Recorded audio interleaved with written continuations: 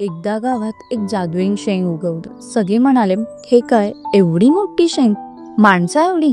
शेंग उघडली आणि आतून काय निघालं? मोठा बटाटा. बटाट्याला डोळे, नाक आणि अंगठा होता. तो ओरडला, माझं नाव आहे बबड्या बटाटा, मला चहा हवाय. सगळे घाबरले, पण गावातल्या शिंपीबाई म्हणाल्या, म्हणजे काय, भाजी नसलेला बटाटा चहा कसा पिऊ शकतो बरं?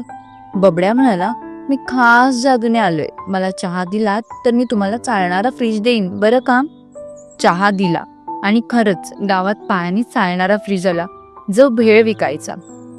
शेवटी शेंग बंद झाली, पण गावात अजूनही लोक म्हणतात, चहा द्या चहा. कधी कोणता बबड्या बाहेर येईल सांगता येत नाही. शिक्षण कधी कधी वेड स्वप्न ही मजा देऊन जातं बरं का. शीर्षक, मोठ्या शेंग्याची गोष्ट. मुलांनो, तुम्हाला ही गोष्ट आवडली का? अशीच गोष्ट ऐकण्यासाठी आजीची शाळेला सबस्क्राईब नक्की करा.